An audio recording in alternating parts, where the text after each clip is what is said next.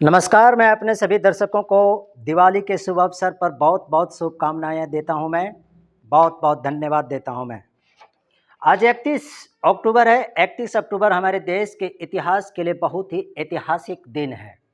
31 अक्टूबर के दिन ही देश के प्रथम महिला प्रधानमंत्री इंदिरा गांधी की हत्या हुई थी और आज उनकी हत्या का तकरीबन 40 वर्ष बीत चुका है।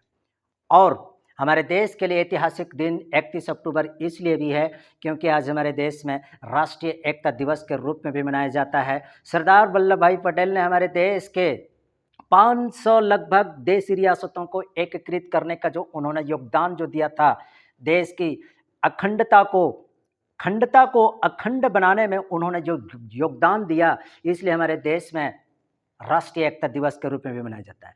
बहरहाल सवाल आज यह उठता है कि आखिर हमारे देश के जो प्रथम महिला प्रधानमंत्री इंदिरा गांधी जो थी, वो हमारे देश के लिए हीरो या विलेन थी।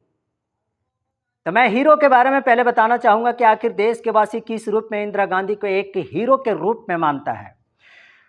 उस दौर में इतनी बड़ी भूखी आबादी के लिए अन्न उपलब्ध कराना, देश की सीमाओं का फैलाव, चीर शत्रु पाकिस्तान का विभाजन और अंतर्राष्ट्रीय स्तर पर भारत के स्वाभिमान को स्थापित करना, इस रूप में अगर देखा जाए तो इंदिरा गांधी हमारे देश के लिए एक हीरो के रूप में स्थापित हो चुकी थी, एक हीरो के रूप में है।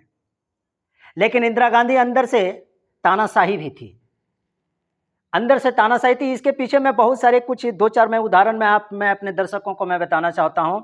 जैसे कि मैं पहला उदाहरण बताना चाहता हूं कि आखिर इंदिरा गांधी हमारे देश के लिए विलेन के रूप में क्यों थी। एक विलेन थी हमारे देश के लिए। वर्ष 1966 से लेकर के 1977 के बीच उन्होंने 39 बार चुनी हुई राज्य की सरकार को अनुच्छेद 356 का उल्लंघन करके राज्य सरकारों को बर्खास्त किया था। इस रूप में अगर देखा जाए तो इंदिरा गांधी हमारे देश के लिए एक विलेन के रूप में थी। लीगल सर्विस इंडिया के मुताबिक उनके हुकूमत में कुल 48 बार अनुच्छेद 356 का दुरुपयोग किया गया था। इस रूप में अगर देखा जाए तो इंदिरा गांधी हमारे देश के लिए एक विलेन के रूप में थी। जब पहली बार सन 1977 ईस्वी में कांग्रेस को अपदस्थ करके, कांग्रेस को हटा करके जनता पार्टी जब सत्ता में आई, तो जनता पार्टी ने भी 9 बार राज्य में चुनी हुई सरकार को बर्खास्त किया, लेकिन कांग्रेस के इस आंकड़े को उन्होंने भी पार नहीं कर पाया था। मैं एक तीसरा उदाहरण में बताना चाहता हूं कि आखिर इंदिरा गांधी हमारे देश के लिए विलेन के रूप में कैसे थी।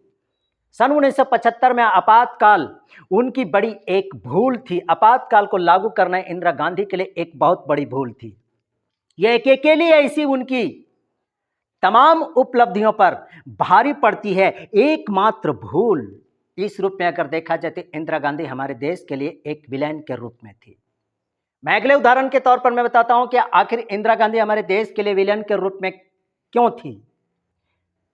अगर ऑपरेशन ब्लू स्टार की अगर बात की जाए तो ऑपरेशन ब्लू स्टार के दौरान भारतीय सेनाओं को इस कदर से इस्तेमाल किया गया था। भारतीय सेना को ऐसा इस्तेमाल सत्ता के तंत्र की कमजोरी को दिखाता है। इस रूप में भी अगर देखा जाए तो इंदिरा गांधी हमारे देश के लिए एक विलेन के रूप में थी। आज कांग्रेस की जो दुर्दशा है उसके बीज उन्हीं के समय में बोया गया था। इसलिए आज 31 अक्टूबर हमारे देश के लिए एक बहुत ही ऐतिहासिक क्षण है। मैंने सोचा कि मैंने अपने दर्शकों को दिवाली के शुभ अवसर पर इस ऐतिहासिक क्षण के बारे में मैं चर्चा करूं, क्योंकि कमेंट्स में बहुत सारे ऐसे सवाल उठ रहे थे कि सर 31 अक्टूबर के महत्व के बारे में बताइए।